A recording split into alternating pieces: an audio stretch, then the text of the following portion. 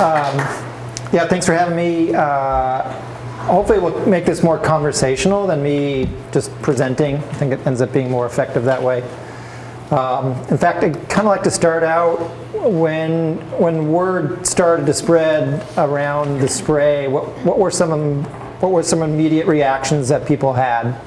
Can you remember? I know it feels like a long time ago, but it really wasn't that long ago that word started to spread. So I cried. Cried? Was my immediate reaction. BS. BS. Yikes. Disbelief. Yeah. What the fuck? What the fuck? I was shocked. Yeah. I think there were a lot of people that were like, what do you mean spraying? There were a lot of people who didn't even understand what was going on. Yeah.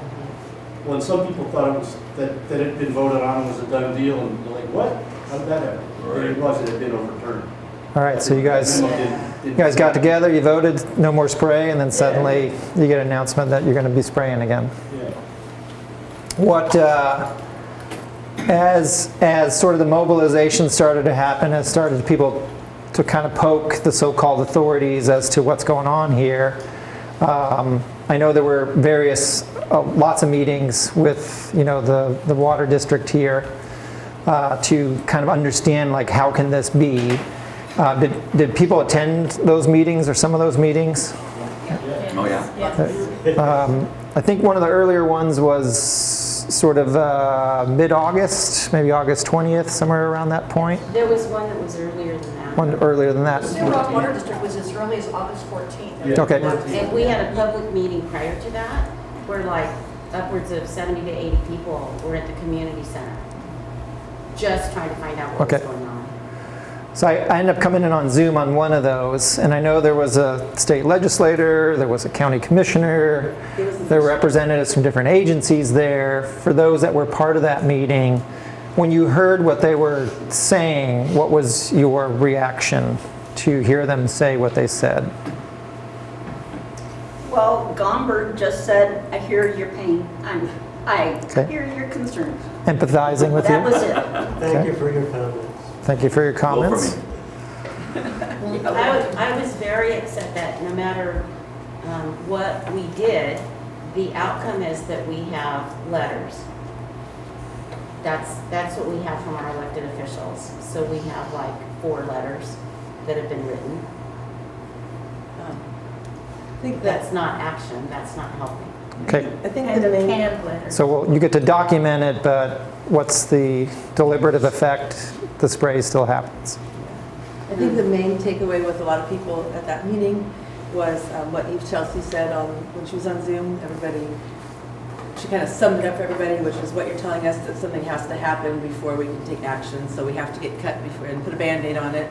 You can't stop it the cut from happening. Right. What we got from that was that every official that was there and every person that was there was nobody that could immediately stop it. There's nobody no state agency that rules another state agency or has ultimate power. There was no one person or one group that could just say, no, this is not it. Like, we'll support you and make this not happen.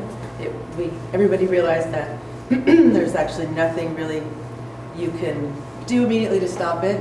And then what you said on the Zoom was, we've done this and worked on this, and basically we have to work now from the top down. Like, we've realized that I think that's what I got from you, that the way to do it is change legislature and change the infrastructure that causes this in the first place and work from top down, because no one's here to save you. No one can save you. So did you talk to others that may not have been as versed? Like, what were their reactions to find out that there was nothing that could be done to? They were pissed. Some of them were really upset. And some of them were hurt, and they were kind of scared and kind of shocked and Flabbergasted. and just upset again. I had a few of my friends up where I live up North Beaver. They had heard that it was going to happen. There was nothing to do about it, so why try to do anything about it? Like, Okay. Right. None of a few people from up on my hill that bothered to get involved, and I've never been involved before, so it's a shock to my system. Not opinion. So the die is cast. Yeah. Nothing we can Too do. late to stop it, so just get out of the way. Okay. Because they're the same guy who owns property up North Beaver where I live. He'll be doing that next one in our neighborhood if he gets away with it there. So Okay. It's like the water board. it was like, it's a done deal. And then Yeah. they go around the table and it's like, could you get involved? I mean, they're sort of sitting there. And one fellow goes, well, at least they're not spraying. They're going to be, ground spraying. And that didn't seem so bad. It's like, what the hell? Where have you been? Do you understand what the hell's going on? So, yeah. It's difficult not to get upset, Yep. Well, I mean, sadly, this is not unusual on a whole variety of issues across the country. This is a very typical scenario, which is quite sad in the sense of when communities come up against these kinds of things, and you're obviously dealing with something that has a long legacy now, which in some ways becomes harder to confront, right? Because it becomes sort of normalized, nothing we can do about it, it is what it is, can't fight City Hall, so on and so forth. So there's a bit of kind of a defeatist sort of surrendering that comes by the effect of the pressure of the system. Back here. 30 years ago, I was involved with the same watershed community in Seal Rock. And this was the same landowner. And we were being threatened with the spraying of the watershed. So I'm really concerned about the systemic change that needs to happen. Yeah. Systemic change, on a state level and maybe on the federal level, so that this shouldn't be occurring here, and we shouldn't be so much antagonized, by these piecemeal actions that they're offering, hand spraying, and there has to be a systemic change. Yeah. That's our conclusion as well. We started out being an agency that would help largely when these permits would be issued, right? So someone has to get a permit to do something. Largely it's the corporate entity that has to get a permit. There's opportunities then for you to be heard, right? So you can be heard, it can be documented, but the end effect is the thing's going to happen because largely the permitting process is about permitting something. It's not about stopping something. It's not about prohibiting something. It's about making sure it happens. And almost in a way giving the illusion that there's a means of, let's say, democracy that can come to bear. We'll make sure that people are heard. We'll make sure that people have opportunity to, hold the corporate applicant to account. Without usually realizing, and it's understandable because a lot of this is hidden, it's very thick, it's very confusing, that the rules when they are set are often set by the very industry of which those rules are supposed to regulate. So the timber industry largely sets its own rules, the mining industry sets its own rules, the fossil fuel industry sets its own rules, big agriculture sets its own rules, and they do it through the means of the federal government and the state government.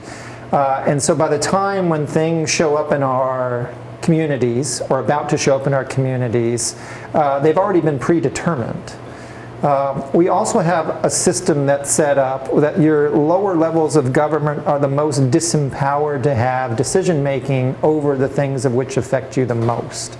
So when we think about health, safety, and welfare, you would think the government of which you're most closely associated with would have the most power to advocate for you on your behalf, whether it's you, whether it's the forest ecosystem, whether it's the salmon, whatever it may be.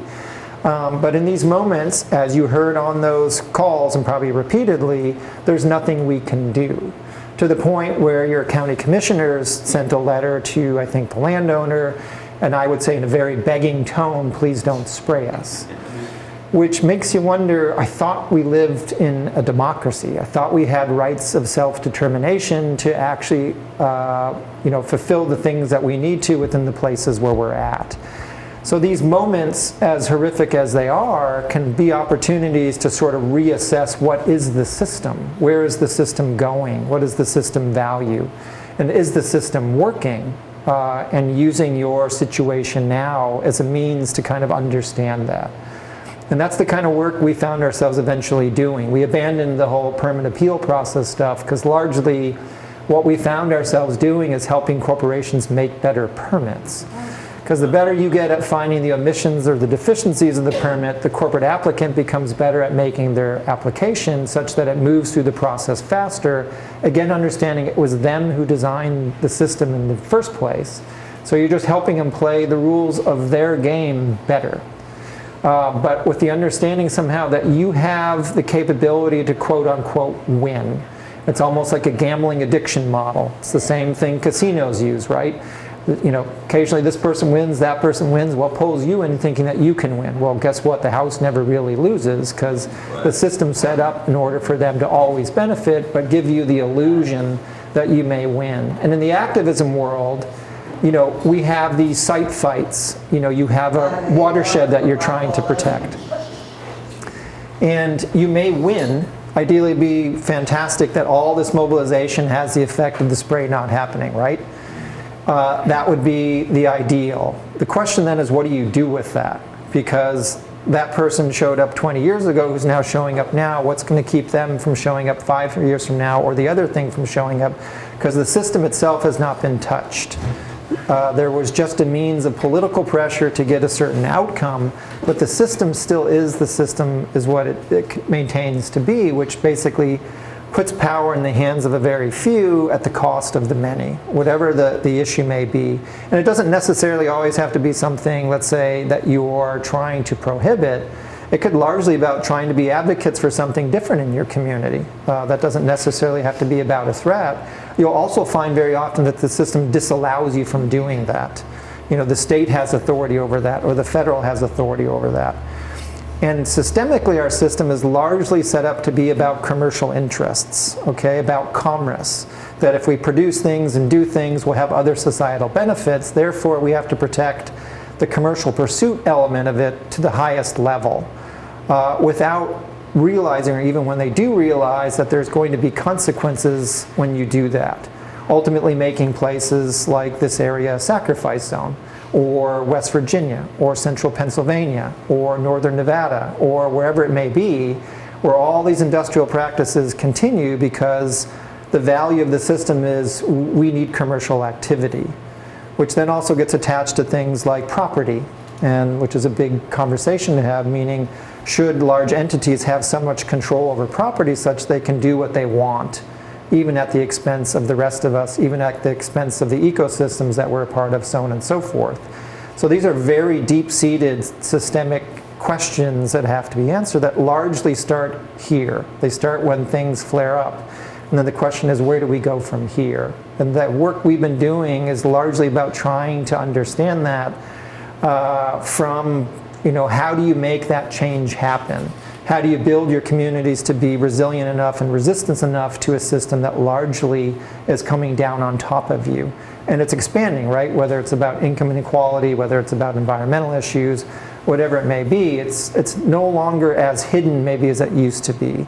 And clearly, you know, when the spray is going to be happening in proximity to where you're at, it's going to mobilize people. All well knowing, of course, the spraying's already been happening for 30, 40, 50 years in places that just aren't visible. And so the question is, do you keep mobilizing on those single issues, or do you start kind of going upstream and start dealing with the structural realities that cause this stuff in the first place?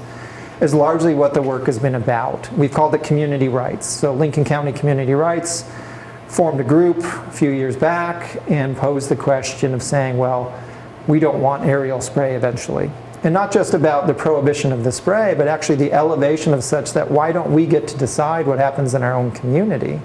And there's enough evidence to say it's not a debate, as much as the other side wants to make it a debate about science. It's clearly not a debate. It's bad for you. Legal or not, it's bad for you. We've done a lot of things over our history that have been legal that have not been morally right or ethically right, even if they've been legal. And so you have a situation now where people said, we don't want to be sprayed. We want to make sure that we have the authority to actually say that, and we want to protect ecosystems in a different way than the current system recognizes, because our legal system sees nature as property, as a thing, as a commodity, as something that could be used and abused or protected if so be, but you know, the ecosystems itself don't get to be protected to the highest level as they probably should be. So you passed the law that says no more spraying, and people voted it in, and of course then you had the lawsuits come, And you had people believe when this issue flared up again that we already had a law in place that said no spray. Why are we coming up against this again? And that's the sad reality where we currently sit. So the question becomes, in this community and other communities, where do you go from here? And coming in today, in my mind, you have more immediate needs and you have longer term needs or options of what you could be doing to actually change the system. And I think we're still at a point where as much as we would like to think we have access to the legislators or the Congress, that it's still really, we're at a point where it's largely about us. We have to mobilize us, and not just us here, but us across the rest of the county, other counties around similar issues that they're all facing. And that becomes really the political pressure that it could eventually maybe change the systemic realities themselves. Because it's still very corporately captured at the state level, despite people's belief that that's where change happens. Sure, that's where decisions get made, but our capability to influence that is very little. And there's lots of statistical evidence that shows that. So the question is, if you are wanting something or you don't want something, it's about local mobilization, in my view, in our organization's view, and building up the capability to do things. So when I've been hearing about what people are trying to do in the realm that if the spray happens, what do we do with the animals and get them to a safe place? To me, that's about mutual aid work. That's community aid work. The system's not going to do it for you. You have to do it for yourself. But other questions come to mind, for instance, in this situation is how far are people willing to go to stop the spray? I've heard a lot of talk about what happens if we do get sprayed. Let's monitor it. Let's see if we can hold them to account. But that's after the math. I think the idea is if it's no spray, it should still be about no spray. So how far are people willing to go to actually stop the spray becomes a little scary scenario. But it's a very real one as to what may need to sort of culminate here if there aren't already discussions about it. And though we're an organizing organization, an educational organization, and ones that offer legal support, we've come to the understanding that there are things that have to build outside the existing system in order to try to change that system. And sometimes it means physically standing up to the very system itself that's illegitimately putting yourself in harm's way. And that's exactly what's happening now. They've legalized a practice that is harmful, and it doesn't make it right. And they have told you there's nothing we're going to do to actually stop it. So you're left with, in some ways, a very easy challenge, which is, are we going to try to stop it or not? Now, whether you will or not is a different thing. The question is, are people going to mobilize in a way to potentially put themselves in front of the spray operation? And that, again, is not an easy scenario to think about.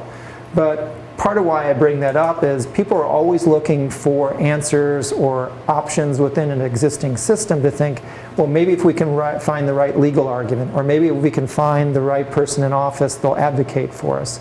And that's somewhat of a logical thing to do, but as you understand the system more, you'll come to see that there isn't really those silver bullets or those doorways through. And the answer lies within this room or within your community to figure out what we're going to do, because the people you thought were in positions to actually help you are really about being actuators of the existing system that allowed the harm to show up in the first place. And it's a hard thing to reconcile with, because again, we're taught we have a system of government, that we have representatives, we have issues, they're supposed to represent us. But again, in a lot of those meetings, it was made very clear that they were not going to represent you. Another scenario that floated through my head is, why isn't the county going to put itself in the way of the sprayers? Why shouldn't the county line up municipal vehicles to block those roads to get in? Because if they're actually representing you and the system says they can't do it through the normal means, then there are other means of which they can potentially take here if they so choose to actually fulfill their role as your representatives, even if it means clashing with the state. I mean, this is the level that it's gotten to in the sense of whether it's about spray or other issues. And again, it's a difficult threshold to get over, but largely our system is designed to do what it's doing, which is actually to pursue these commercial activities, regardless of the consequences that we're facing. And of course, the evidence is mountains worth of evidence of what we're getting out of this kind of system that we have. And unfortunately, a lot of the activism work, a lot of the political work is still about crawling inside the system and making tweaks to it. So you had recent changes, to the Forest Practices Act that might extend the buffer zones, for instance. Does it stop the spraying? No. Does it stop the clear cutting? No. Does it stop the corporatization of timber? No. What would timber look like if it was actually community owned? What if that money came back into the community? What if you found practices that weren't environmentally damaging or threatening public health? It's all feasible, but the system itself isn't going to allow it because people are making money off of it. And as soon as you actually go to those centers of power, they find ways to actually push you back. So it becomes big questions largely from who's deciding. Is it you deciding or is it someone deciding for you? So there's democracy questions there. There's, the efficacy of your environmental situations there. There's the livelihood of your community questions there. There's a lot of big things that get wrapped up into what's materialized here, which was basically saying we don't want to be sprayed because you're spraying in the watershed of which we're a part of. And that becomes, again, a much bigger question than just the issue of spray, which is then, to me, the interesting thing is, well, what happens after the 90-day window ends, whether the spraying happens or not? Do things continue or do people go home? And that's largely, well, almost exclusively a question that you have to answer as a community. We've been an organization that has helped kind of people navigate that, to challenge the existing system, to try to be effective, I would say, agitators, to try to make the system be what we thought it was in the first place. But it's come from communities actually digging in to do that. I'll give one example. There's a community back east called Grant Township, tiny community, 700 people, very rural. And an oil and gas company wanted to bring in frac waste. So in hydraulic fracturing, they basically inject a chemical cocktail into the ground. I'm sure some of the chemicals may not be so different than the stuff that the aerial sprayers use. And when they pull up the gas, they then have this toxic byproduct they have to do something with. And what they do with it now very often is they put it in spent drill wells that go through the aquifers of these communities. The communities wonder, well, wait a second, how safe is that going to be? What guarantees do I have that that toxic waste is going to stay contained? And so this community said, well, we don't want your toxic waste. And much in the same way that you were informed that you're going to get sprayed, these people were informed you're going to get the toxic waste. So they mobilized, much in the same way that Lincoln County Community Rights put forward. They passed a law prohibiting the toxic waste from coming into their community. And then they got embroiled in lawsuits for the last 8 years with the oil and gas company, but also their state environmental protection agency, who basically sued the community for trying to protect themselves to a higher standard than what the state allows. So it was a very stressful situation for the people in the community, but a very revealing reality of how fixed our system is to allow, again, that commercial pursuit to supersede the health, safety, and welfare of a community. One of the laws they also passed was to actually legalize nonviolent direct action, to say that if the system fails to protect us, we should be able to protect ourselves from the toxic waste coming in.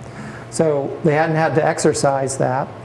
Interestingly enough, it was found out that the drill well that they were wanting to put the toxic waste into was suspect, to the point where the Environmental Protection Agency, the same one that was suing the community, told the corporate interests that your well is not worthy for the waste to go into, which was the very thing that the community argued in the first place that you were going to allow happen. And if they hadn't resisted, they would have gotten the toxic waste 8-9 years ago. And to the point where that well had to be plugged. So the corporate interests had to go in and plug that well to keep the actual use of that from getting the toxic waste into. So they won a victory in the sense of keeping the waste out. But that community will tell you that the job's not done, right? Because the system still is what the system is, meaning that corporate interests may show up somewhere else in a different community and want to put the toxic waste there. But I think what it demonstrates is the level of sort of community resilience and resistance that's going to be necessary that we often don't think about until we're thrust into it. So you guys have been thrust into it now with the spray operation. And the understanding is there's more going on than just the spray itself. And the question then becomes, if the spray doesn't happen or if it does, are we done? Or are there more that we can be doing here to really change it such that we or some other place doesn't get the very spray that we didn't want here? And that's, again, not easy because we're in a situation where we have very little option. We have very little resources, and we have very little recognized authority against a system that has all of that in spades on the other end. And so it's very disproportionate in how we actually can go about doing things, but it's that very mentality, I think, that may eventually change the system itself. And in Oregon, because Lincoln County did what it's doing, because Lane County and other counties doing, we formed a state group called the Oregon Community Rights Network, not to just highlight the various issues that communities are having in trying to face and change, but also to be an organized unit to begin doing that structural transformational change that needs to happen at the state level, such that we start to have more regency over our own existence, not just for people, but for the places that we're a part of. And that's 10 years in now. The system still is there. But there have been movements, and in fact, I would say because Lincoln County, because you guys voted the aerial spray ban in, it changed the dynamic of what might be possible. Because you weren't willing to say, well, you weren't willing to believe that we can't do this, and you did it anyway. And that got a lot of people to pay attention, including the system itself that wasn't very happy you guys did what you did. But I think it got other groups to understand that, yeah, maybe it is a deeper systemic problem than we realize, and maybe we have to start going there. And it's not going to be an easy road, and it's not going to be a very clean road, because it's going to be people debating on what needs to be, what not needs to be. But I think the ultimate good thing is about people deciding what kind of government they want. I mean, if you think about your Article 1, Section 1 of your state constitution, or you think of the Declaration of Independence, for instance, it's about all power being inherent in the people. And if your government isn't working, you have not only the right, but really the obligation to change it. And it may have to be changed to a very deep level. And those are the kind of things I think that are worth discussing about. You may come to the conclusion that you don't want to do it. You may come to the conclusion that it only has to go so far. You may come to the conclusion it has to go very deep. But these kind of scenarios, as horrible as they are an opportunity, I think, to get there. And that is why you have the situation you have, is it comes from something very deep systemic. Someone didn't decide just last week that the spray was going to happen. This is all part of a well-built system. I mean, the pesticide spray law that you have on your books here in Oregon came from ALEC, the American Legislative Exchange Council, which is made up of large corporate entities who write legislation for states and hand them over to state legislators. And if you look at their template version compared to the state version, it's almost verbatim. And that is the state preemptive law that basically says local communities have no authority over regulating or prohibiting spray, which was largely what you got hit over the head with, legally speaking, when you passed the spray ban, and then were told you couldn't have your spray ban. So the system is very well built. In fact, we would often say the system works just fine, and therefore we may need to do something about changing the system, because very often we're told, well, the system is broke, somehow it's gone off the rails. Well, no, actually the system is doing exactly what it was devised to do. It just happens not to be what we thought it should be doing in the first place. So a lot of things get woken up in the sense of what to do here. And clearly you've been working on different means to kind of build awareness, different means, I would say, of resistance. And then I think there's still questions about how far that resistance may go. And then questions about what happens after this 90-day window, for instance. Where do you go from here? So, and it's not easy, right? It's not easy to maintain momentum. It's not easy to have involvement. It's not easy to figure out where to go next. It's not an easy world to be in sort of community action like you guys are. But I applaud how fast the mobilization has come together. It's been impressive to see the impact. And I would see part of these meetings, it was very impressive to see people's not buying the sort of party line about what should be and having a visceral reaction to it, saying, that's crazy, what the fuck. That kind of stuff I think is good to feed on. Of course, it can't always be high emotion. You have to figure out what you're going to do, sort of tactically speaking and strategically speaking, that may change things. But I think there's opportunity here. I know we had a state meeting of the ORCRN yesterday, and people in Lane County are about to launch an initiative effort to protect their watersheds. So pass a county law that it would actually protect their watersheds, or at least attempt to do so. You have people in Douglas County that are bringing notice to a private dam that's affecting the lamprey and the salmon in that particular river system, and wanting to see if that dam can be taken down because it's doing nothing but benefiting private landowners, but having all kinds of environmental impact as well as public safety impacts if that dam were to fail, and it has a long history of not being well kept. So there's sort of cross-pollination that's possible here to sort of band people together to sort of address different realities, whether it's about the water reality or whatever it may be. There's opportunity here, I think, to do more. And it may seem hard to conceive of by as much as you're already doing in your particular scenario, but I guess it's more seed planting to understand, after this event comes to some sort of end, the what next, there's opportunity there to figure that out. And I know that myself and others that have been doing this work would be more than happy to be involved and supply whatever advice or ideas that we can. And I think that's part of the reason being here today, is to sort of put that out there as a possibility, even though in the immediacy, it's not maybe priority. I think in my mind, and again, it's up to you, the priority is still how do we stop the spray? If that's still, job one, then it's about figuring out what that looks like. So I'll stop here and see what kind of dialogue, questions, ideas, conversation we can have. I often find that to be more fruitful than just having me talk at you.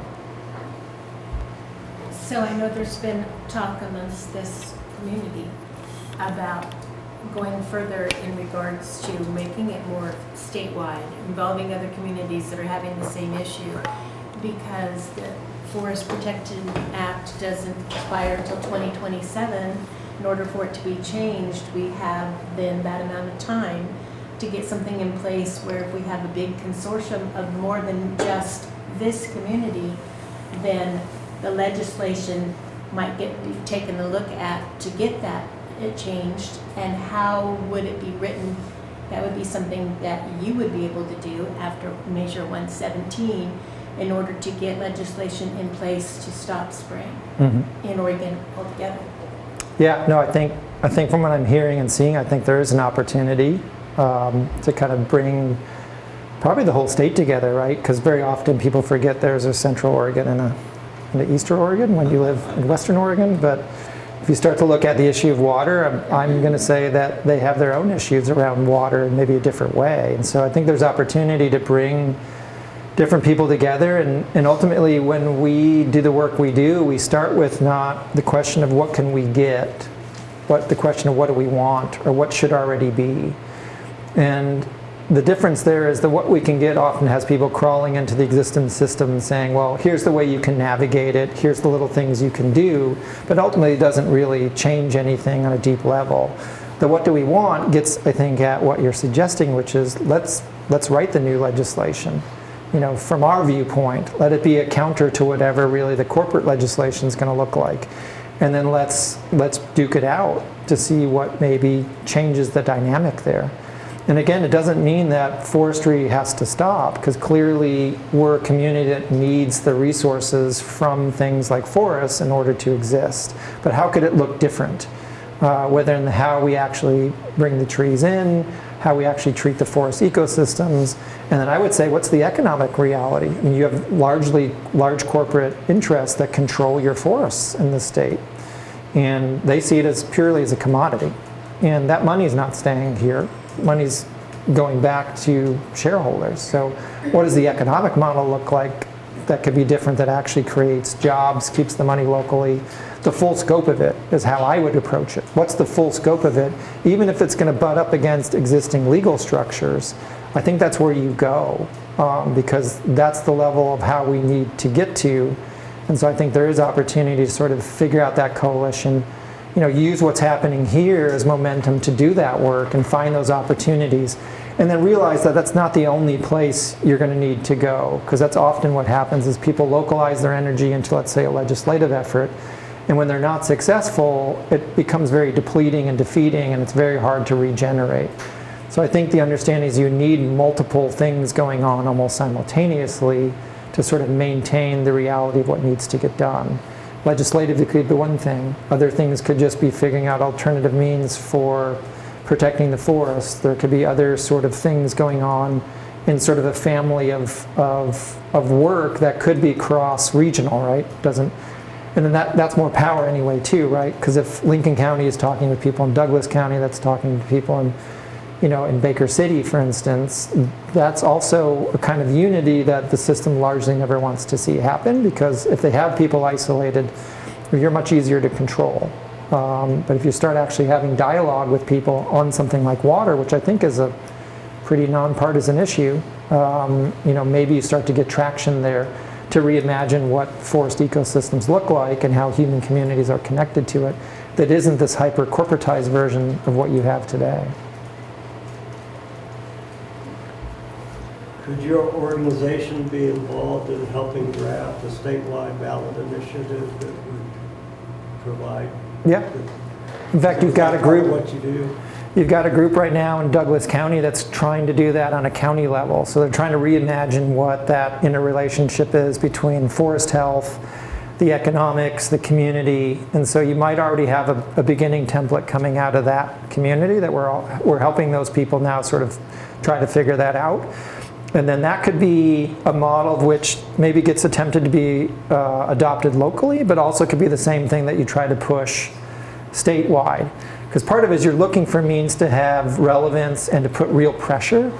And sometimes if you just focus on the state, you're a little bit easier to control and counter. But if you have the same thing happening at the local level as you're pushing the state level stuff, it's much more difficult then for the establishment to come after you, because suddenly you're in all these different places. I don't know if you guys remember post the 21-177 being passed, the Intercept found out that the chemical industry was pumping in probably $1 million and a half to undermine the initiative effort.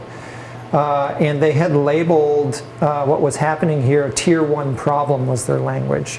That these were brush fires was another term they used.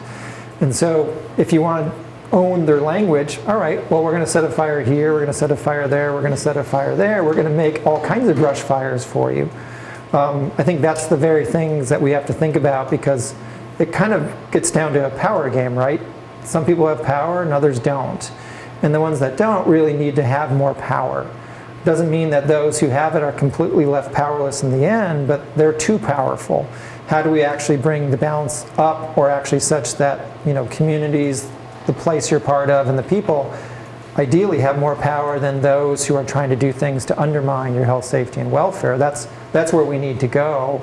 And so you have to be strategic in your thinking about how we actually, be effective agitators, really. That's that community resilience, resistance stuff. And so, but yeah, we can definitely help figure out what does like a real, Forest Practices Act look like. Not a Forest Practices Act that allows corporate actors basically to benefit, but a real Forest Practices Act that takes in the forest, takes in the community, takes in all the things that aren't considered today, in fact are just seen as part of the sacrifice of doing timber in the way that they do it.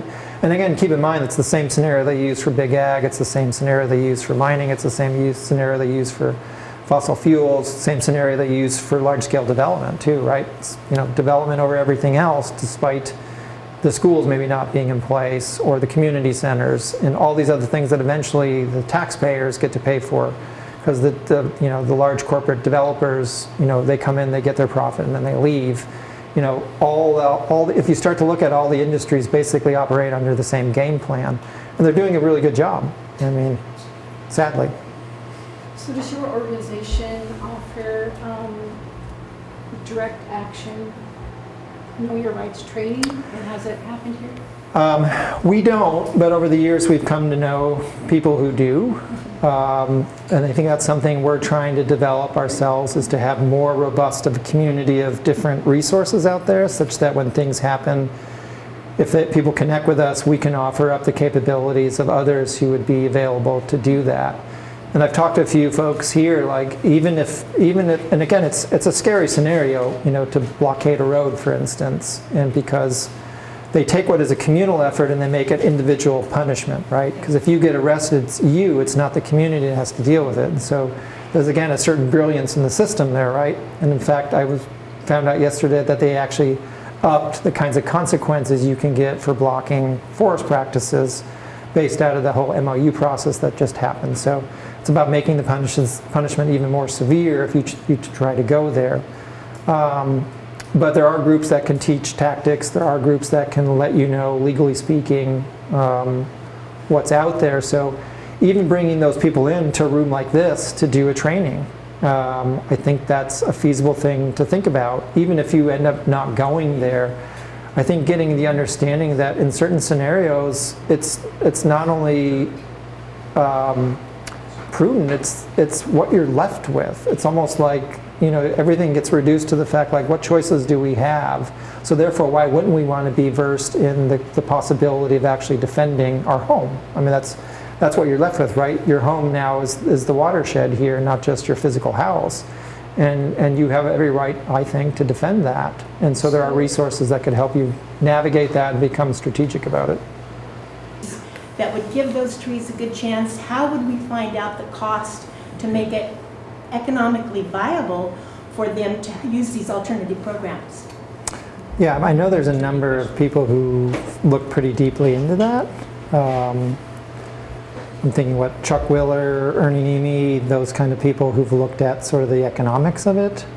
The only thing within that, though, is do you want the corporatization still of, I mean, because it's still pretty mechanized what you're describing, so it's sort of like, the question is, you know, do you want it to operate in the way that's already operating, or do you want it to operate very differently? And of course, figuring out the economics is going to be a part of it.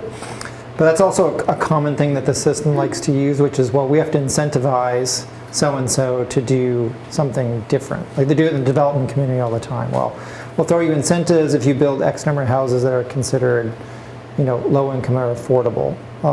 Has not addressed actually that reality, but just given those developers a lot of tax benefits. So I would say you first start with what is it you really want, and eventually you're going to get to those kinds of questions about what are the economics. And there are people who have looked into that already. I think the two that I mentioned. So they'll have a lot more detailed studies on, you know, alternatives to spraying, for instance. You know, more manual, you know, using goat abatement, whatever the processes is. You know, there are different things, but that would also require doing the timber cutting in a very different way. You couldn't clear cut into the level of scale that they do now. So that means also, how does the cutting of the trees look? And so that all starts to become disinteresting to the very mechanized way of timber. But if that's more where you're going to go, that's why I'm saying, what is it that you really want those forests to look like? You may not find resolution for those who get to operate within the rules today in a little bit better way, if you know what I'm getting at. So I think if it gets to your original question, like, you know, how do we maybe draft something new up? I think you start there, but you can actually bring in real studies as people have looked at that around the economics. So it's not just completely theoretical. There is some calculations based if you did it differently.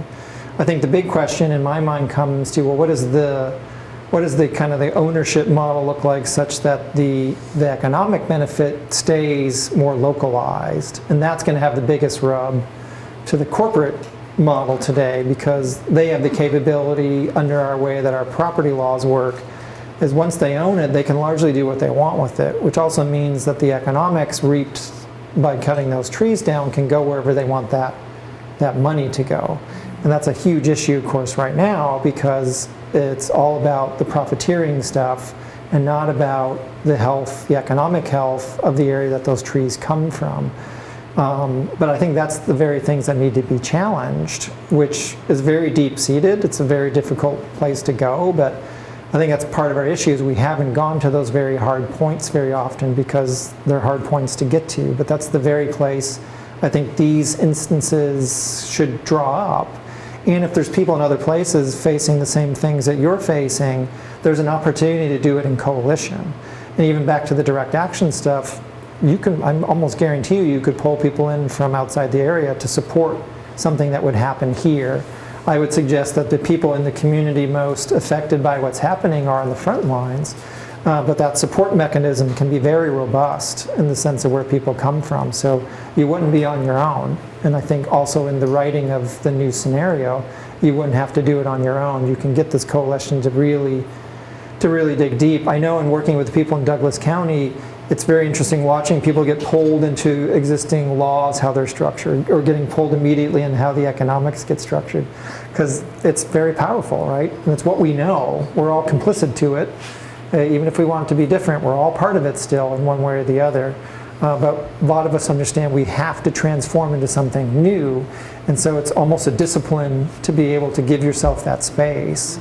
Very simplistically speaking, the people who write the laws, the people who wrote the Constitution, for instance, well, they put words on paper. All right? And then, of course, they backed it up with tremendous violence and all kinds of other things. But in a very simplistic way, we have to understand we can put words on paper. That's what Lincoln County Community Rights did. They put words on paper.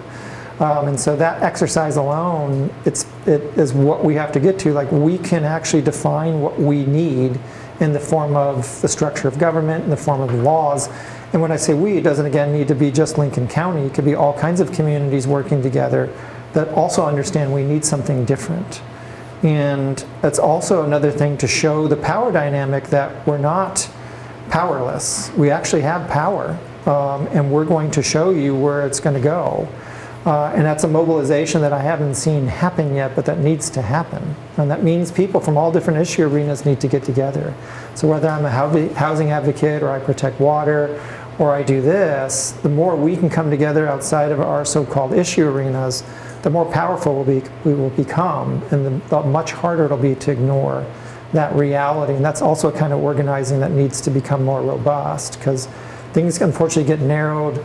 Oh, these are just, the environmentalists, they just care about water. Well, my guess is you guys care about a lot of things. And if we can see that amongst each other, there's an opportunity there, which is also why if you start to look at the full forest reality, it has all these components. So there's an opportunity to bring in the economics, in the social, the social benefit, the environmental benefits, and that starts to bring in people from all kinds of arenas to contribute. So to your first question, or to your question around the economics, well, that brings those people in who've studied that aspect.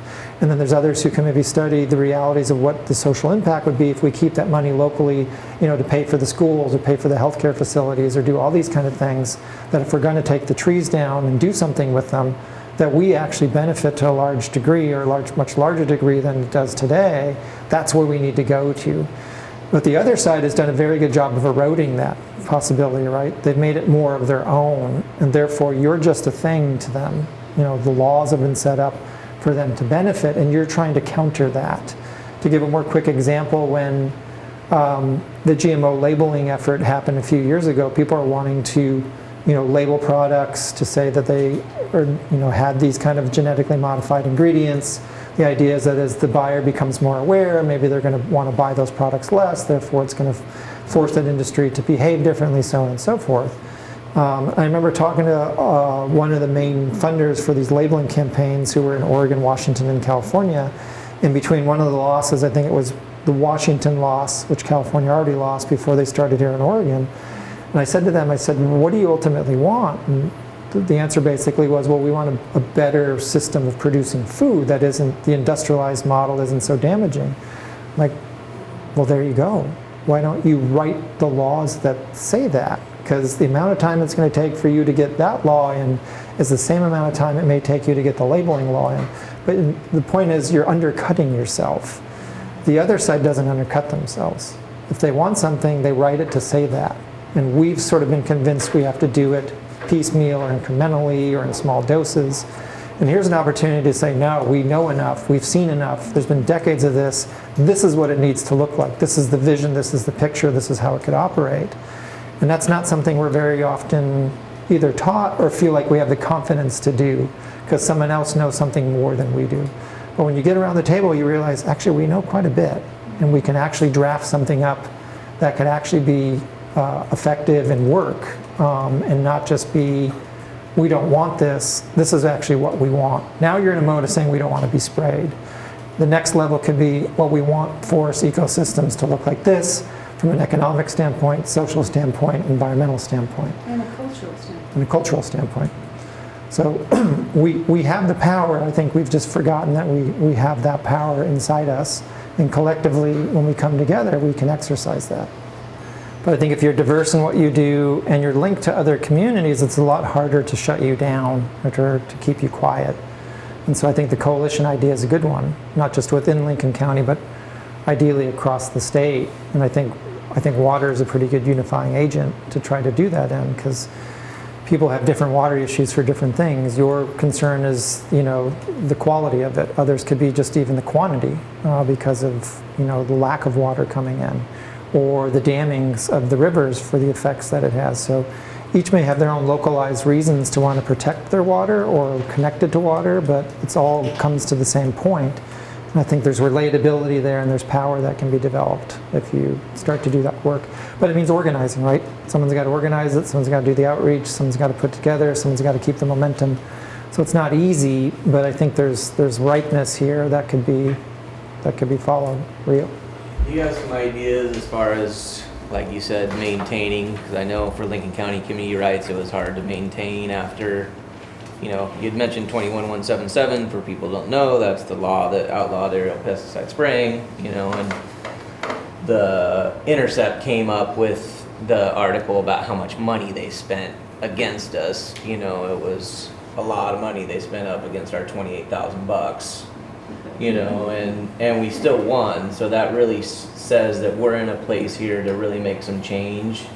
And do you have some ideas for us and the group here, because they're really doing more of the work, but like, how do we keep that long game going and get people, once the spraying's done, like, and would you be willing to come back and maybe do some smaller sessions with some of the working groups to kind of like help us through those ideas? But do you have any just kind of general information to the group of like what you've seen sustained groups pushing through losses and failures and into the next, Well, I think, as Kathy said, you got to map it out, right? And I think within the mapping it out, you have short-term objectives. So as this came up, my thought was, all right, you've got a 90-day campaign here, because that's the spray window, right? So that's one objective. That's the first objective. Then the question is, if there's still energy and interest and want, then you figure out the next objective, which could be, just going through substantial outreach to bring other people together in on the water issue, which could mean the development of local initiatives about protecting watersheds,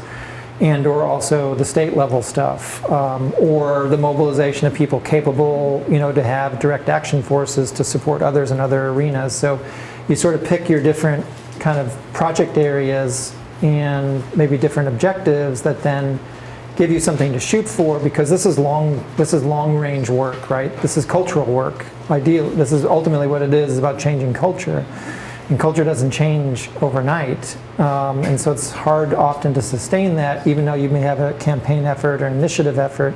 Those are but steps in a much larger transformation that has to take place. And so I think just approaching and understanding that it's a long-range game, which also means you have to constantly bring new people in too, right? And so there's the recruitment element of maintaining that. But if you can do it in coalition, it can potentially be easier, but you have to find some objectives to work towards. And I think being diversified is also a key, because if you just locus into one area, which is a little bit what happened with the measure effort, is you guys were all focused on getting it passed. You got it passed. You went through the legal nonsense, but it depleted a lot of your energy to the point where it stalled. And now there's a reinvigoration with what's happening here that maybe pick up where that left off. And that's also sometimes how movement work goes, right? Like it goes in fits and starts. It's sort of visible, it's not.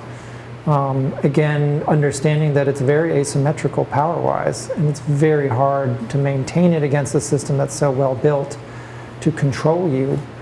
And so you almost have to give yourself a little bit of, leeway that it's not going to be always, high energy. You have to be strategic in where you become effective. And so, yeah, we can map that out specifically for Lincoln County and for other places and see where it could lead from here. I think one of the things is to make it fun, have something fun. One of the fun things we did was bring in school groups to educate them about water and water quality.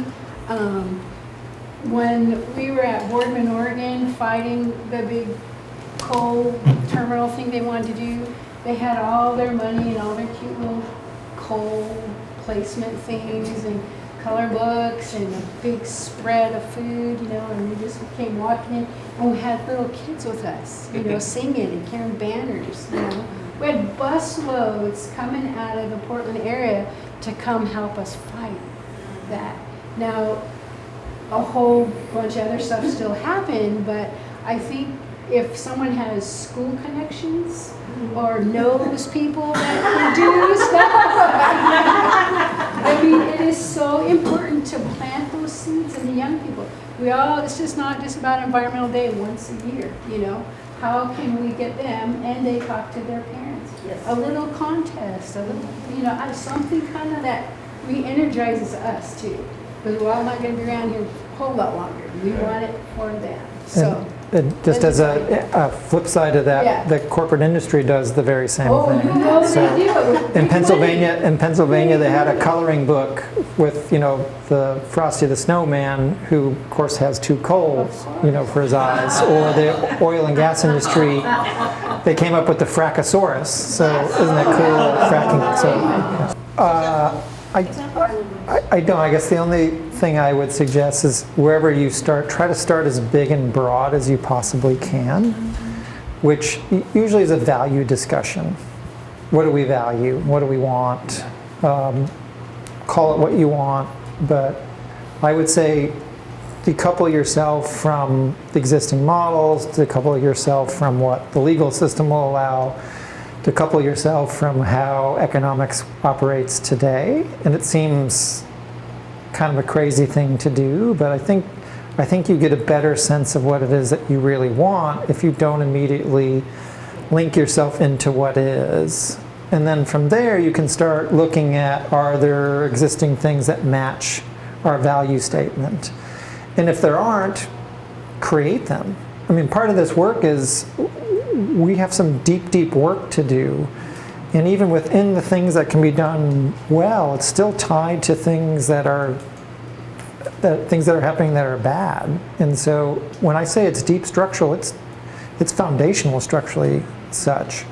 And so when you don't do that, you immediately look at the conscript of what is, and you start operating within things that get you to a certain point maybe, but not fully where you want to go.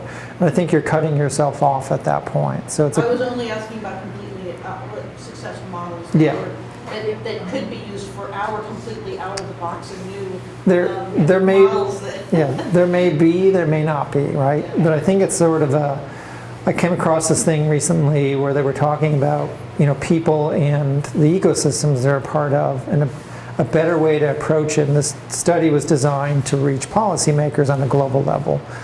And it was to get out of this frame of mind that nature is only a resource, because it's largely what economic systems and political systems are driven by. And so they had these 4 things to think about, and they're very simple. One is living from nature, which is largely what systems are set up to do, but unfortunately in a way that's harmful. But also understanding that we live in nature. You know, we live with nature, and then we live as nature. So how do you take all 4 of those components and braid them together to figure out, you know, what is it that we really want? What is it that we value? And then begin to see, are there things we can adapt from what is, or are there things that we have to create? And sometimes the things that you have to create are going to go right at the way that the existing system functions now. And that largely is about that endless production of more, that commercial orientation, that property over everything else. But if we don't go there, that system continues to exist. And then all we get maybe is something here, something there that operates almost in isolation. But systemically, the dominant system still hums along. And so it largely is about the community orientation, but because of taking a bigger perspective about what you want in your own area, that can become the more global reality at some point. And especially if you start talking to other communities, as they also kind of get to that visioning process, like the people in Douglas County. It starts to become very interesting at really challenging, again, the seats of power, to have something that actually can potentially work here. Because we know what we have now is basically driving us off a cliff. Was it the Montana Constitution that the kids won the lawsuit because their constitution, or was it another state? Wyoming, where they won the lawsuit because the Constitution says that they have the right to good water, good air, something like that.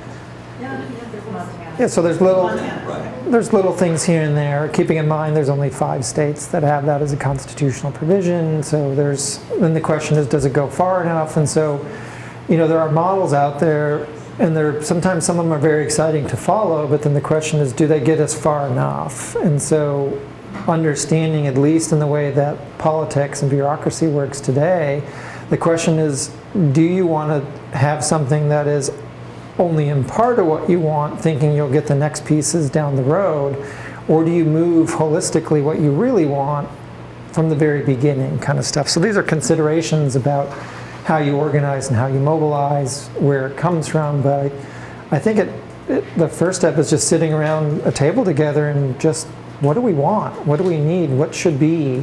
And having that discussion and see how it materializes into your own actions, whether it's legislatively or otherwise. And I think that's how change happens. Again, understanding that you're going to have conflict, because you can't avoid that. The existing system operates a certain way. You're not going to be able to work around it, underneath it, or over it. And I think there are going to need to be moments of physical mobilization, because if you look at any other movement, either in modern times or past, there was always a component of physical mobilization. And whether it's blockading the spray here or some other things, there's going to need to be physical mobilization in some form or the other. It can't be just virtual or at a distance. And so thinking along those lines about how successful movement's been, those are the kind of things we have to do. So it's the things we have, I think, innately, things that we've either been a part of, things that we have studied, but we have to bring all that together, I think, to be more effective. And that's not where we're at. But again, here's an opportunity to get there for your own community's sake, first and foremost, but an allegiance and coalition with others simultaneously. And again, I think that's real movement building power, because we need a movement. I mean, it's to that level we need to transform things on a very deep level. And understanding that we can do it and having the confidence. I think a lot of it's a confidence thing, less so than a skill thing, because we can learn the skills fairly quickly and the strategies and the tactics and the ideas, but having the confidence to think we can achieve it is usually a hard one, because we have a lot of self-doubt that it's possible, because it's very formidable what we're going up against. Question, when you talk about mobilization, are you talking, does that mobilization, does that absolutely have to be direct action with the great, which can mean great risks these days with, with seeing some really disproportionate pushback like what happened out of Thacker Pass recently? Or can it be something like just a mass mobilization of people out of the Capitol on the first day of the legislature? All of it. And it doesn't need to be just that end, right? So there could be mobilizations of a physical kind of that nature. There's I think the evolution of mutual community aid work that can be going on simultaneously. We've just been talking about creating brand new policy, or the way that government works is another. I think it has to be all of that. Right? So if you're multifaceted, I think that's where you become effective in your movement building. So it's not just, putting it all into being sort of physically occupying space in a direct action way. I think it's about tying all those things together and realizing that we need all those different components and we need to support all those components. I think that's where we become effective. When it's just an action by itself, it's very easy sometimes to contain that, to snuff that out, to dismiss that, because it's not tied to anything bigger. And in my analysis over the number of years, there's been a lot of direct action, sometimes large-scale ones, that are kind of one big moment, but then there's no larger long-term strategy about, all right, we've created some energy uplift, how does that feed into other ways to transform the system? We have to become cognizant of that, whether we're involved in those pieces or not. We have to support that kind of a thing. So. The mobilization doesn't necessarily need to be in the physical place where the harm is taking place. It could be somewhere else where you sort of occupy space. You'd be disruptive in a way that feeds the ideas. But you have to have the ideas about what you're about, the values that you stand for, of where I think then those actions have a more deliberative long-term effect. And so that's, I think, where that mobilization has to become more savvy at connecting with one another and realize that we need that kind of a upswell. And I think there's pieces of that out there, I just don't think it's been organized in a way that can be as effective as that could be at the moment. Yeah, I mean, the good thing I'm hearing here is that there's interest to go beyond the moment, right? Beyond just defense of the watershed. I mean, that's your energy locus right now, but what I'm hearing is good, because it's like, well, we know that there's something bigger we have to confront, and so the moments, whether they materialize in direct action or not, you know, they've got something to feed into, which often isn't the case with a lot of direct actions. They're kind of there as an event, but there's nothing bigger that they tie themselves into. And I think if you have something bigger to tie into, like, we're not here just to be disruptive, even if we have justifiable cause. We're here to make deep change, and we've got ideas. And that's also another realm of power, I think, because, you know, then you can't just be painted as, you know, troublemakers. It's like, no, we're actually working on it. Yeah, because it's often hard for grassroots groups to be visible, and your moments of visibility are usually infrequent. And so being strategic about, you know, creating that visibility to create those energy points to feed off of, you know, those are things to think about however you materialize them, because you can't maintain it because you don't have the resources to maintain it in the way that the other side does. So you have to be thinking sort of as strategically as possible how those moments of visibility come about, and sort of how do you feed off of that in a way that can help the cause.